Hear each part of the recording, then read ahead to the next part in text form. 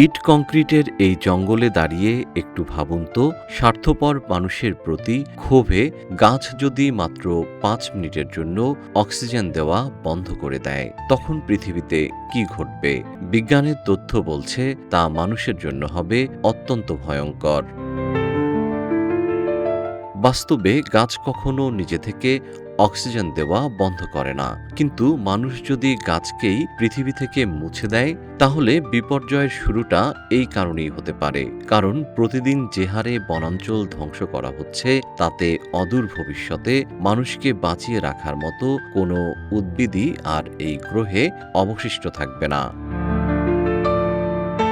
বিজ্ঞানীরা বলছেন, গাছ অক্সিজেন দেওয়া বন্ধ করলে মানুষ তৎক্ষণাৎ দম আটকে মারা যাবে না, কারণ আমাদের বায়ুমণ্ডলে এখনো প্রায় 21% অক্সিজেন জমা রয়েছে। তবে আসল বিপর্যয়টা আসবে অন্য পথে। জীবন অবাক না করলে কে করবে? 28% মিল্ক ফ্যাটের অবাক করার সাথে ফ্রেশ মিল্ক পাউডার। জীবন অবাক করুক প্রতিদিন। আমাদের বায়ুমণ্ডলের উপাদানগুলোর মধ্যে অক্সিজেনের পরিমাণ প্রায় 1/5।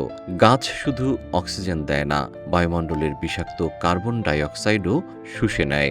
গাছ যদি কাজ করা বন্ধ করে দেয়, তবে বাতাসে কার্বন ডাই অক্সাইডের মাত্রা হু হু করে বাড়বে, মানুষের ফুসফুস বিষাক্ত গ্যাসে ভরে উঠবে, তীব্র হবে বৈশ্বিক উষ্ণতা, ভেঙে পড়বে পুরো পৃথিবীর খাদ্য শৃঙ্খল। বাতাসে অক্সিজেনের অভাবে বায়ুচাপ কমায় মানুষের কানের পর্দা ফেটে যাবে, পানি হাইড্রোজেন গ্যাসে রূপ নেবে, নদীনালা ও সমুদ্রের সব পানি শুকিয়ে যাবে, মুহূর্তের মধ্যে সব দালান কোঠা ও সেতু ভেঙে পড়বে। অনেকেই মনে করেন বনভূমি আমাদের অক্সিজেনের প্রধান উৎস, কিন্তু আসল সত্য হলো, আমরা যে অক্সিজেন গ্রহণ করি তার 50 থেকে 80% আসে সমুদ্রের নিচের অতি ক্ষুদ্র এক ধরনের উদ্ভিদ থেকে। স্থলভাগের বনভূমি যোগায় বাকি অংশ, তাই স্থল আর জল উভয় সংকটে পড়বে মানবজাতি। এটি কেবল কোনো কাল্পনিক ভয় নয়।